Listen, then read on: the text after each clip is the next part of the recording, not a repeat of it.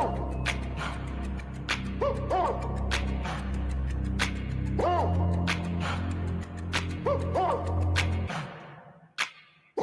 comes and goes. We're out here chasing a feeling. Hello, everyone. Welcome to Feels Out Loud, brought to you by Becoming Together Therapy and Wellness.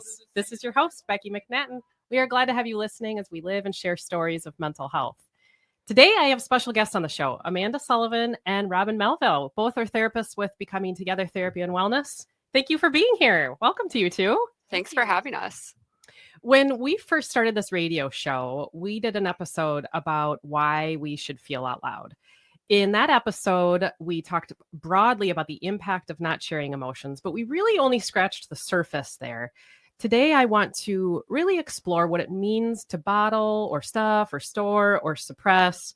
We use all sorts of words to describe that concept, but the end result is that feelings are left within us. And I'm so glad that you two are with me today with talking about this topic, because it's a huge part of what you two do as therapists. And I want to talk through a ton of questions that I have for you both. But first, I want to share the real impact of not expressing emotions.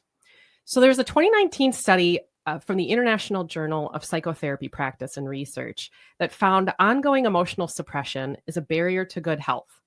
A study completed by Harvard School of Public Health showed that people who stuffed emotions increased their chances of premature death from all causes by more than 30%. By 30%, and increased the risk of being diagnosed with cancer by 70% because of the ongoing impact of stress and the physical impact to the body. There's a long-term increase in risk of diabetes, heart disease, blood pressure, self-esteem, anxiety, depression. It's incredible. The list is long, and the studies that highlight the consequences are vast. But what was particularly intriguing to me in seeing this data was the notation that not processing emotion actually makes the emotion stronger.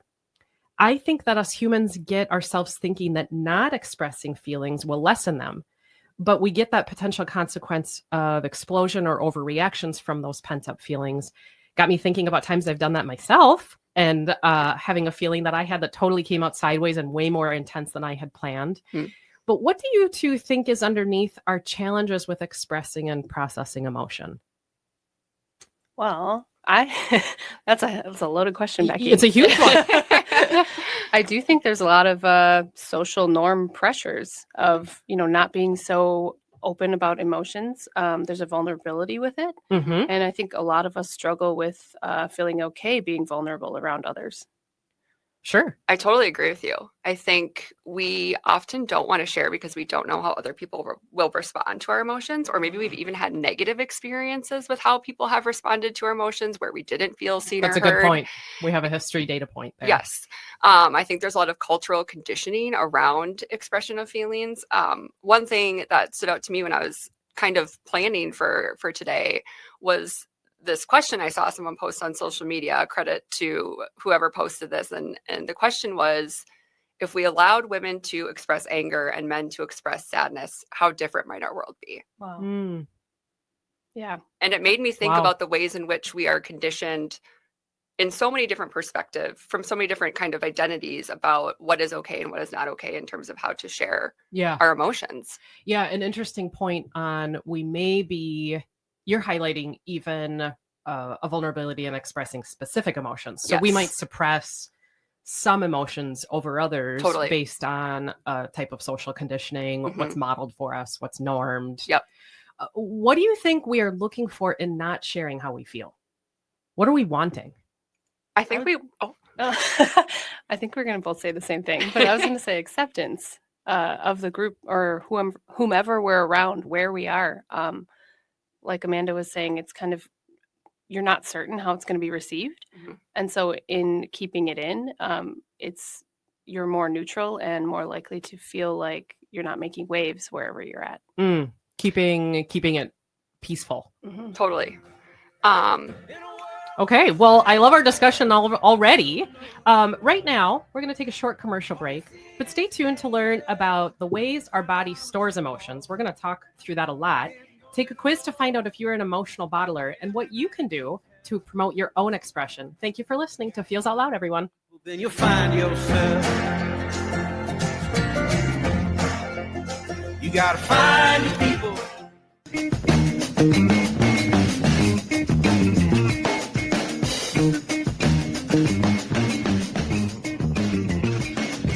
yourself. Welcome back to Feels Out Loud, brought to you by Becoming Together Therapy and Wellness. I am Becky McNattin, along with my guests today, Amanda Sullivan and Robin Melville. Let's get back to the ways our body stores emotion. So you two, I remember being in a meeting once, and in that meeting, someone said something incredibly hurtful to me. I was humiliated. I was angry. I was super sad, really all at the exact same time. And I could feel these tears well up in my eyes, that feeling right behind your eyes, like it was about to spill over any second. And I started telling myself, do not cry right now. Do not cry right now. And I said it over and over and over. I did not want to be vulnerable in that meeting. I tried to start thinking of something else just to distract myself, and it did work. Mm-hmm. I did not cry. Later, though, I didn't want to go back to that feel. It was awful. Did not want to go back to that feel. But as I think about it now, I wonder what the consequence of doing that was for me. If I give myself a chance to think about it, even right as I'm sharing the story with you, I can still feel it. I can go right back to that moment, and it tells me that maybe I stored it. Why do we store emotions like this? Well, I'm not a scientist, so I want to preface the conversation with that. But there's a lot of physiology involved in why we store emotions and why they're held in our body. So when you experience something like this, like you did in that meeting, your nervous system actually starts to respond to keep you what I'm going to call safe. And I don't just mean physical safety, I also mean emotional safety. So our emotions, the physiological origin of our emotions are actually regulated by our sympathetic nervous system, which is the part of our nervous system that controls our fight or flight response. It is there and it functions to keep us, again, physically safe, but also to protect us from things that feel emotionally unsafe. And so when we don't, during this kind of process of our nervous system being activated, what also happens is hormones build up in our body, like cortisol, adrenaline, and our body is creating energy so that if we do need to protect ourselves, our body can do that, right? Sure. And so what didn't happen is that you didn't get to express the emotion. And so if you don't express the emotion or it's not acknowledged, it stays in your nervous system. I literally told myself not to do it. Yes. I mean, I even knew what it was. I'm a little bit, from what you're saying, I'm sensing that some of what might be going on is we don't even know this is happening in us. No, we don't know at all. This is a mostly subconscious process that happens, and it happens so quickly, you're not even aware. And again, that happens biologically because our nervous system and our sympathetic nervous system especially is designed to keep us safe. Like if we were to experience some sort of actual physical threat, we wouldn't want to be thinking about like, what do I do if I'm in physical danger? We would just want our body and our brain to respond. Our body to respond. Totally. Yeah. And so I was aware of that, what the feel was, but I wasn't necessarily aware that I had cortisol going all over my brain and body in that moment. So you're saying that had I gone back later, like later in the day, had I gone back and said I was really humiliated or I was really sad about this thing? Yes, or processed it with someone. So an example that I thought of was you're driving to work and I get really annoyed when I'm driving, like just easily agitated when I drive. Someone cuts me off or people are driving slow or they're in the left lane when they're not supposed to be.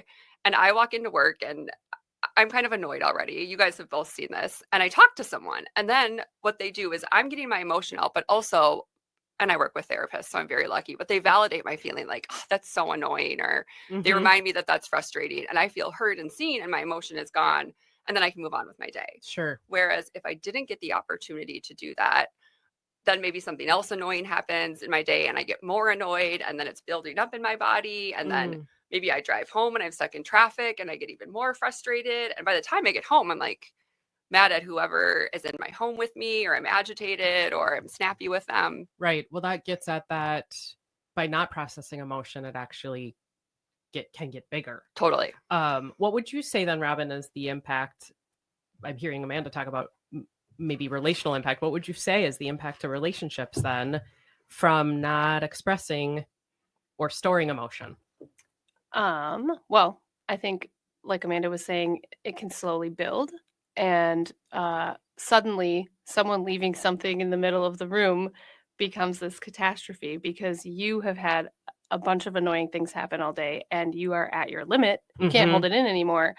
And you have an angry outburst. And then to your kids or your partner or even your pet, it's like, whoa, where did this come from? This is just like a item in the middle of the room. I'll move it. It's not a big deal. Right. Yeah. But it's really all of those emotions from the entirety of your day coming out at once in one direction. That the person might receive as about them, Right, or yeah. because it would seem like that in that moment. Yeah. And then hearing it's not a big deal probably is not going to help the situation. Right. Amanda, you mentioned this hormonal process that's happening that people in our line of work call the stress response cycle. Tell me about it. What is it? And what happens when we experience it? Yeah, so I have an example that I use a lot with clients that I'm going to use to explain kind of how it works from a physical safety perspective. And then we can jump into like how that transfers to our emotional experiences. So let's say that you're camping. And let's say that you hear like rustling in the woods behind like where your campsite is set up. Your amygdala, which is kind of like I call it the smoke alarm of our brain. It is there to like sense when there is something that is dangerous to us. That gets activated. And then maybe you look and oh my gosh, there's a bear in the woods behind your campsite. And what happens is your amygdala sends a message to your hypothalamus, which is another part of your brain, which then activates, again, that sympathetic nervous system to go into a fight, flight, or freeze response to keep you safe from this bear that is now likely going to enter your campsite because, you know, it smells food or whatever it is. And so what you would do in that situation to maintain your physical safety, your nervous system would choose fight, flight, or freeze. So it might either run away from the bear, it might try to throw something at the bear to scare it, try to fight, or freeze and hope that the bear doesn't notice that there's a human and like just eventually leaves, right? The problem is that our human brains often can't distinguish what is a physical threat from what is an emotional threat. And so it's actually funny. There was, I don't know if you guys saw it. Neither of you are big social media people, but there was actually like a social media trend where people would be like, when my nervous system can't tell the difference between being chased by a lion and blank. So presenting in a meeting at work. Oh, sure. Yeah. Or getting an email from my boss that says, when are you free to talk? Yeah. And automatically our brains are like, like I'm in trouble. Something's wrong. I need to defend myself. And so that same process that happens when we're camping with the bear happens when we sense some sort of threat to our emotions or to our emotional safety. That makes total sense to me. And maybe this is a harder question for you to answer, but I would guess that has an impact on our physical health, and not expressing whatever the feelings are from the even physical tension from the fight, flight, freeze response. But what would you say is the impact on mental health from not expressing it, Robin? Well, let's see. The more you store, the more it's going to impact you. Just like you're keeping it all in, right? So we've talked about like your example earlier, crying in the meeting. You're holding that feeling in. And by not releasing it, it's kind of like, I'm picturing now just like a giant filing cabinet. You're filing that and you're filing away every emotion that you are not sharing. And after a while, you've got a file cabinet full of sadness or anger or worry or whatever emotions you're not letting yourself have. And when you have those full file cabinets up there, that's going to impact your mental health. It's going to impact your daily life. Yep. Your brain's literally full of maybe continuing to think about those things even. Yes. Like it hasn't processed them or externalized them. So it's holding on to it like, what am I supposed to do with it now? Right. Because that energy from our nervous system response then is caught in our body. And it's actually part of what causes some of the symptoms that we have when we experience mental health issues. Like we have stomach aches or headaches. It's because that energy and those, hormones that are getting built up are stuck and they're not being released.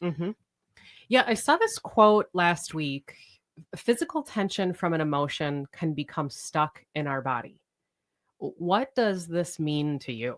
Maybe you start, Amanda. I actually have an example of what happened to me today. Okay. So I was feeling a little bit nervous about coming on the show. Mm-hmm. And I'm, at home this morning, kind of blocked off my mornings so that I could finish any preparing that I have, work out, do the things I need to do to take care of myself. But I'm sitting at my computer typing, and I start to notice that there's like this stress tension in my neck, which is Ooh, often where yeah. I hold stress. Uh-huh. And I'm like, oh, I'm feeling stressed about the show today. Sure. And so what I decided to do was just like get up from my computer. I decided to go do something else. I turned on some music, gave myself, kind of a break. But I think again, physical tension is an expression of an emotion that's stuck. Mm. And so that can happen in a lot of different ways. I think, I mentioned headaches, stomach aches, tension in our neck, jaw clenching, Mm-hmm. Chest pain. There's a lot of different ways in which it can manifest physically when it's not able to get released, or we're not acknowledging it, or it's not being kind of externalized outside of our body. Mm-hmm. What would you say, Robin? It's funny that you used the shoulder example, because I was going to say, like, everyone listening, just take a moment to notice how your shoulders feel right now. Oh, good point. Yeah, Are that's they, a great are they point. tensed up? Yeah. Mine usually are. Yeah, whenever mine I too. pause Yes. to do that. Mine too. Yeah. So it's just, you're holding on to stuff. And there's something stuck there Yeah. that needs to be released. That's a really good point. I came across a poem. I'm a poem human by a person named Kristen Costello in her book Gray Matters. And this poem made me think about the way that we experience feelings in our bodies. The poem says, "I'm tired of trying to stuff all my darkness farther and farther down my throat. This is how we choke. By swallowing words we want to spit. And maybe there are times darkness should be brought to light. Maybe swallowing shadows makes us sicker." What does that poem make you think about? For me, it makes me think a lot about people in my world, clients, people in my personal life, friends who have experienced all sorts of different types of stress or trauma in their life, and maybe don't feel like they've been able to talk about it, or that they've been able to make meaning from it, are Mhm. still holding on to some of the impacts of these different experiences that they've had in their life. And how when they're not able to do that, I think this is when a lot of people come to therapy, because they've hit a point where they have maybe been swallowing their shadows, They've been swallowing shadow. and they feel like they need the help of a professional to figure out, what do I do with all of this stuff that I feel like I'm carrying and that's weighing me down? Right. Yeah. What would you say, Robin? Yeah, the analogy of the weight is kind of where my mind went, Mm. of like, you are swallowing this down. The poem references choking. I thought about like all the moments that in my life that I've, not shared what I wanted to, or not said what I felt like Yeah. needed to be heard. Yes. And how many times do all of us do that? And how heavy is that as we're carrying it all around? Yeah. I mean, we're all kind of in a collective experience of pain in society, and we're all just kind of carrying that around, and if we don't share it, it's almost like we're all stuffing it down and having that choking sensation. Yeah. And maybe not even realizing it's making us Right. sicker. Totally. Because it's our norm all of a sudden. Yeah. When you mentioned take note of our shoulders right now, we might not even notice unless we brought intentionality to the thing to see that it's impacting us. When you two talk about the type of therapy that you do, we use the word somatic frequently. And in the therapeutic realm, that gets used a lot. Tell me what that even means. Yeah, it's become a bit of a buzzword, I would say, in kind of pop culture psychology. We see it a lot on social media.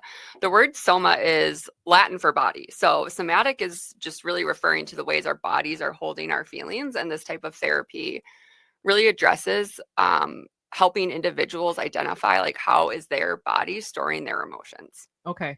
So maybe how are people swallowing shadows? Totally. Yeah. If we link it to the poem, it's what specifically is your body doing to kind of operationalize whatever emotion is existing there. Yes. I have an example. Please share. There is this TV show that a lot of people have been talking about, that we talk about at work. It's called Shrinking, and there's a lot of people talking about it from a grief and trauma perspective. And there's several characters on the show that I could talk about. But one of the characters, Sean, has recently come back from military service, and he's getting into bar fights.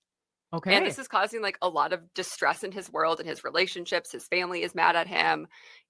Obviously there's legal consequences for assaulting people. Yeah. And part of why he's getting into bar fights is because he's holding so much anger and so much feeling from his experience inside his body. And so what happens is he experiences something that is an external trigger or is reminding of him of a past experience, and his body goes into kind of a fight response. Got it. Mm-hmm. And is he aware of it in the show? I think that throughout the show, he becomes aware of it with the help of a therapist. You were going to add something, Robin. Yeah. I was going to say that also it's kind of like his physical expression of the emotion, because he hasn't expressed it or hasn't verbalized it or talked through it. It's almost like his body knows it's there and doesn't know what to do with it. And it's coming out physically. Mm-hmm. That makes total sense to me. Are there other examples that you two have of whatever we would call swallowing shadows or somatic symptoms? Are there stories or experiences you have of what the impact of that has been? I'm put us on the spot. No, you go. Well, I was going to say, I think we've already kind of talked about some of the symptoms, headaches, stomach aches, tension in your back and neck, tingling sensations, tightness in your chest, jaw clenching. And again, that can lead to a lot of people having issues with physical pain. A lot of clients, when they come in with anxiety, also tell me that they have some sort of GI issues, which is, yeah. And that's really not uncommon because of the way that our gut is connected to our brain. And the ways in which, again, those feelings are getting stuck in there and they're not coming out. And so they're causing issues with us and really causing like a lot of issues in people's world, like causing them to like miss work or not be able to function or to go out and do things socially like they would want to. Mm-hmm. And then have physical health ramifications potentially. Yep. That's sort of the intersection of the physical health world and the mental health world. Sometimes people are super frustrated because a doctor may say kind of that air quotes nothing is wrong with you, but symptoms are present, and so it doesn't mean there's not an impact from somatic symptoms. Isn't only a reference to it's in your head. It is real. It's a real symptom, yes, but what a doctor is saying is the cause of it is not medical. Yes. Yeah.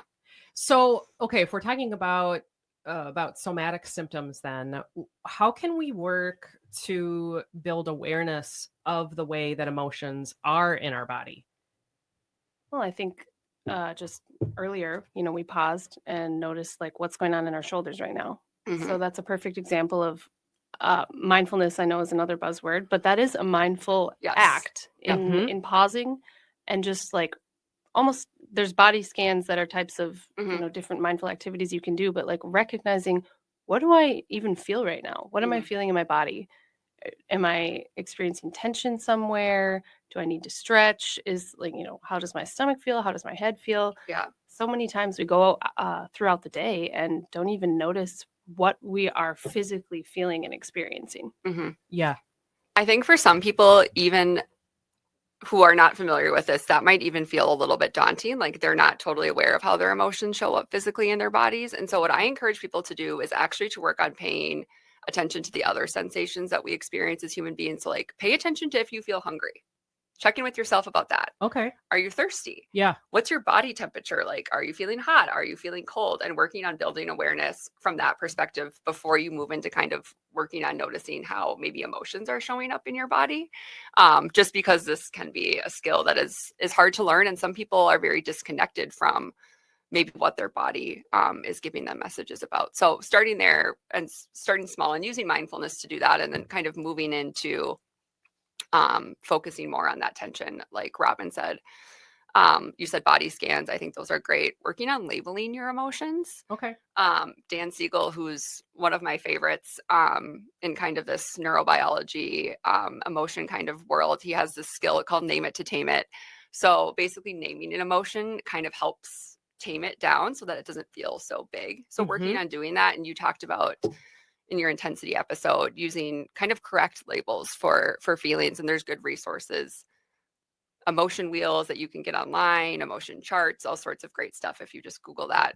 It's a really good point because, and I want to pause there for a minute because there is a difference between fatigue in sleepiness and fatigue in stress. Yes. Now, we may have to start, and I totally appreciate what you're saying, in highlighting, am I hungry? Am I tired? And then from there, building the muscle around attunement to, well, what type of fatigue is Yep. this? Or what type of irritation is Mhm. this? Because it might stem from different things, and our response to ourselves and what it means to effectively process the emotion looks really different. In that episode, I talk about way different to feel humiliated anger than a rage-like anger. Totally. We might Mhm. need to talk about it differently. We might even reach out to different people to process it. Yep. And I'm just thinking about in the stress response cycle, that on a chronic basis might show up as an emotion one time and then a different emotion another time, and being able to Yep. kind of not just label it stress, hmm but then work to delineate what type of intensity is this? Yep. What is it? More sad? Is it more, does it feel more anxious today? hmm Now, you two are both yoga teachers. hmm And so I know you both recognize the bodily impact of emotional experiences. How would you say, and it's a big question, how would you say that yoga helps process? Robin, you go first. I think that's almost depending on, I mean, Amanda and I are going to give different answers Mhm. because it's very Right. Yeah. personal, right? Yes. It's like yoga for me, well, one, I don't enjoy a lot of cardio, physical activity. So the type of yoga I like to do is more of the slower, intentional. Mhm. It causes me to slow down. It Mhm. causes me to have to be in that state of mindfulness and feeling, what I'm experiencing while I'm in any pose. And for the longer holds, it's kind of like, what's going on here? And you have that time to think and to really sit in it and to recognize where you're feeling it. Mm-hmm. And then kind of process, like, what is this like for me? Mhm. So for me, yoga is kind of an opportunity to connect with my body. Okay. Like we talked about, it's not something we do all day, every day. Mhm. And so getting on the mat and slowing down just to even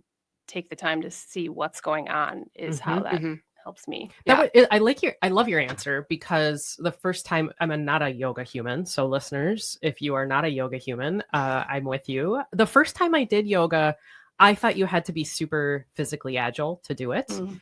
And so I was intimidated by it. Mhm. Mhm. I realized from doing it that it actually is much more rooted in a noticing of oneself, Mhm. Mhm. in this centering, and even like body scanning Yes. of what's going on with me, which I totally hear in what you're saying. Yeah. Yeah. And I think that's a pretty common misconception people Mhm. have too, is like, They do. I have to be able to put my foot behind my head to Yes. do this. Yeah.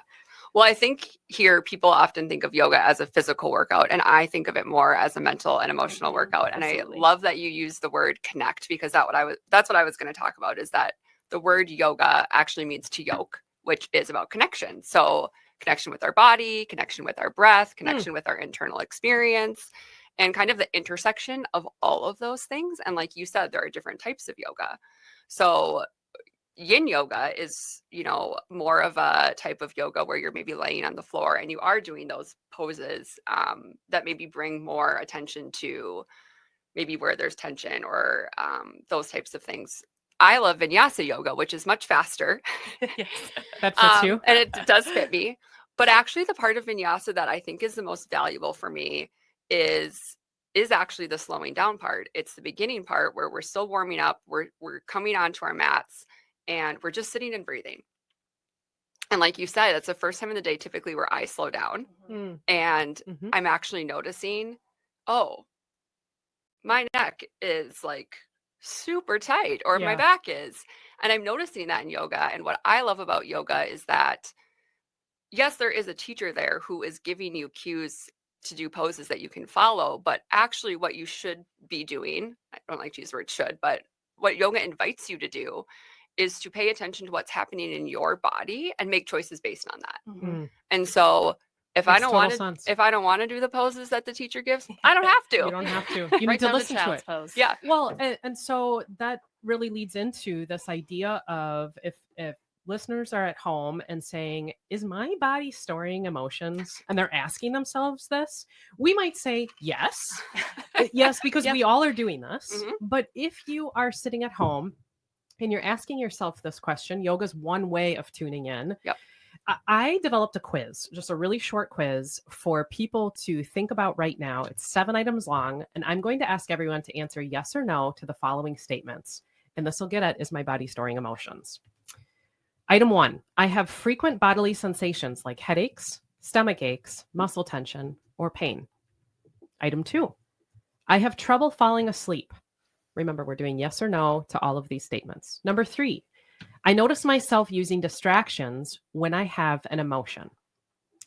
Item 4, it has been longer than 1 week since I have shared frustration, sadness, joy, and hurt about life experiences with someone close to me.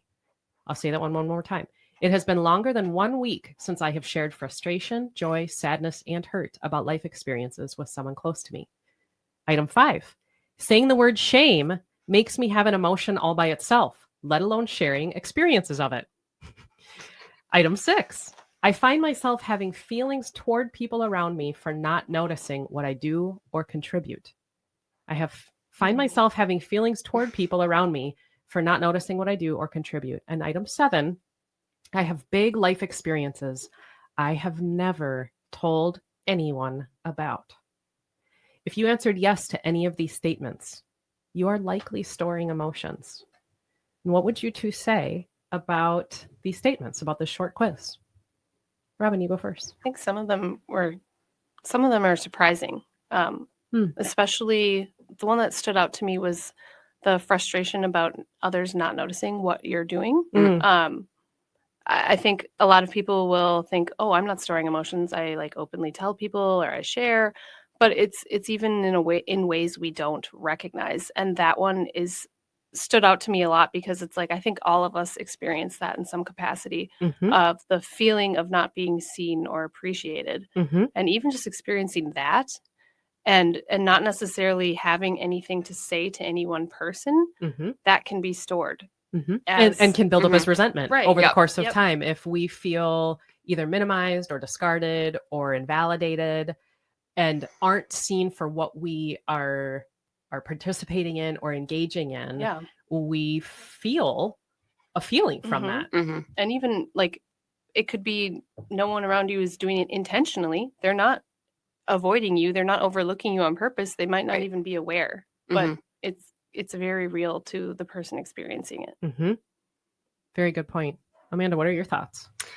Similar to Robin, I mean, I think that was a very interesting one. I also think saying the word shame makes me have an emotion by itself. One of the things that is part of somatic therapy is noticing how when we talk about things, how it makes us feel.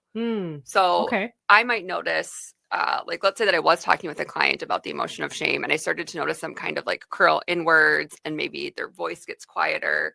I would like reflect that to them and be like, hey, I noticed as soon as I brought up this idea of shame, like your body language changed, right? And that is a way of helping us build attunement to how connections to an experience are impacting our physical body. And I think the idea of shame sticks out a lot, kind of going back to where we started the episode of how much shame we just feel about emotions in general and the conditioning we have around like not sharing them. Yeah. And sometimes not even knowing that we are having shame. Yeah. I was just having a conversation with someone recently, a friend of mine, who we were talking about, I named rejection in not having a thing work out for the person. Yeah. And I named the feeling of rejection and how that linked to, I feel like I'm an awful human for being, for not getting this thing, for this not working out the way I wanted it to.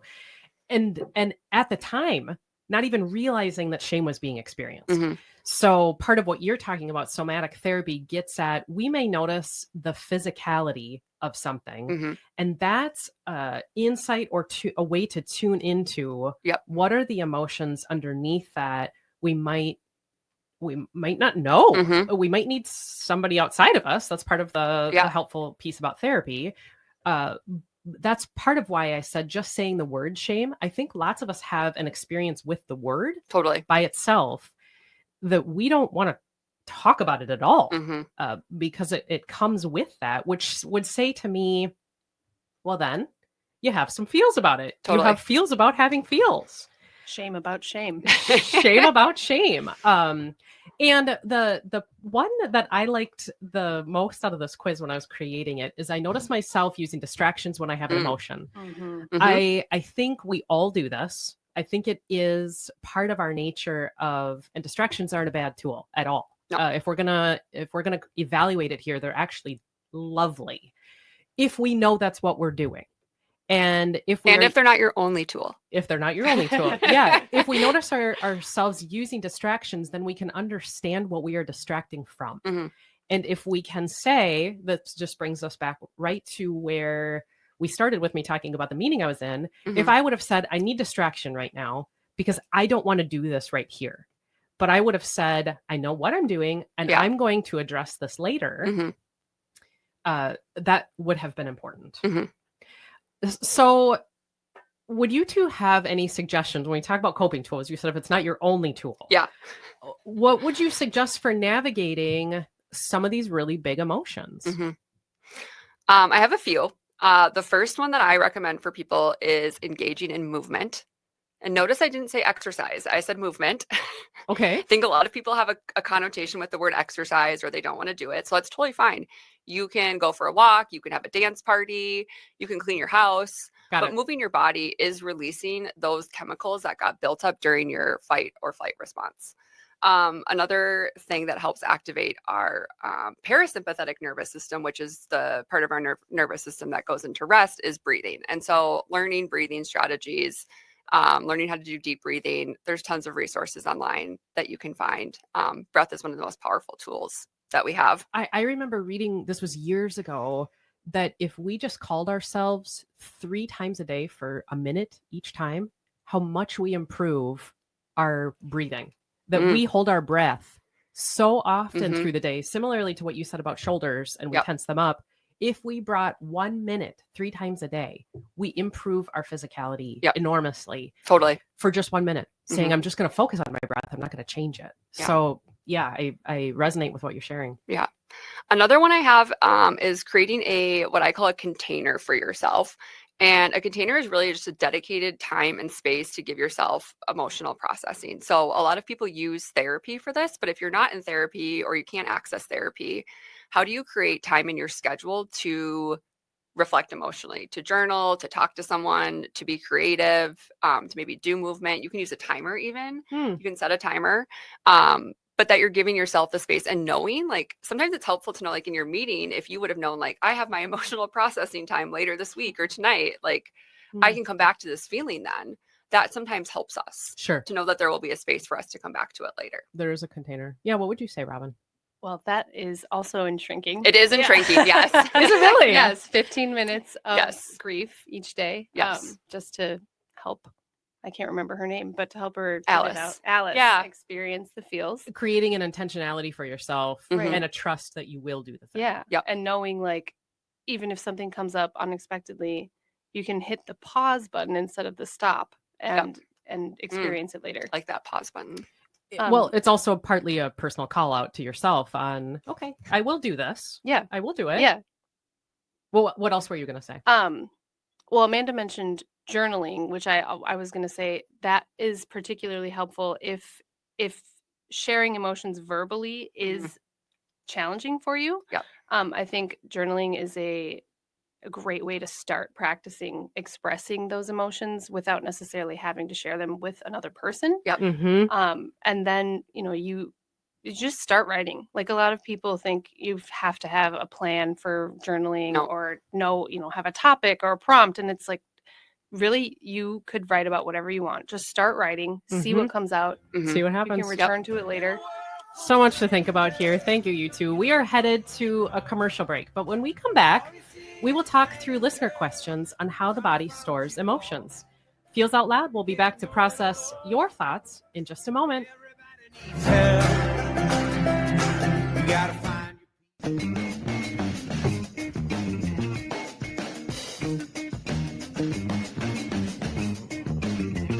express yourself.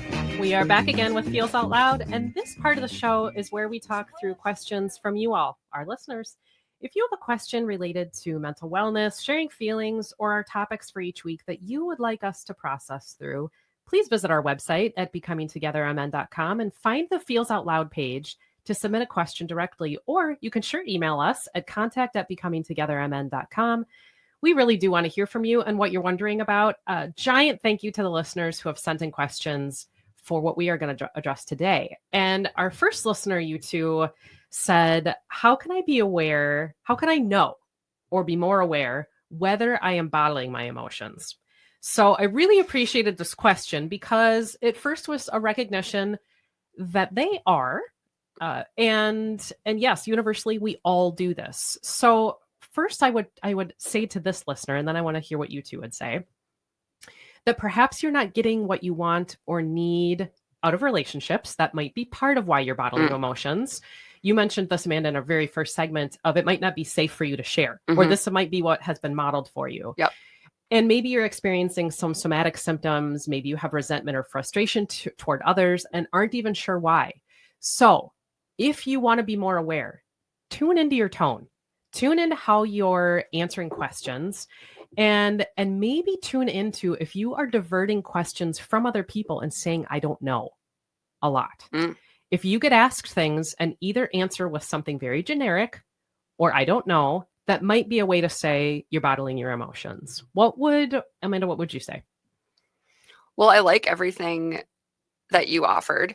I think one thing that I try to do for myself when I have an emotional reaction to something is to ask myself, like, does this remind me of another situation or time or experience in my life? And to think about that. Okay. Because I think so often I'm having an emotion because of a past experience that is kind of being reinforced or activated by a current experience. So I think kind of reflecting on that helps me to know, and then to think about what from my past am I maybe still bottling, and then to think about what might be ways that I need to go about processing that emotion. That's a really good point. Robin, what would you say? I would say, are you holding back something you want to say? And if the answer is yes, you're likely bottling an emotion. That's a really good point. And that could be about anything. Yes. Because you mentioned if we come home and we haven't said something we wanted to say from earlier in the day, that might show up. So to ask yourself the question of, am I avoiding saying something was there something I wanted to say? Yeah. Like you're holding it in. You're holding something in. Well, that second listener says, I really don't like to share emotions. It feels odd to have the focus on me. Yes, I hear you. When people ask me about myself, I usually say some surfacey answer, but I know it impacts me because I can't fall asleep at night. I think about things constantly and my whole body is tense all the time. I don't know where to start though. And I would say to this listener, start with energizing feelings first. If you don't like to share emotions, let's not jump to exceptionally vulnerable ones like shame we talked about, or maybe insecurity. I think you two would agree with me. Start with things like gratitude or positive connection. Yeah. And possibly say things to people like, I really loved spending time together today.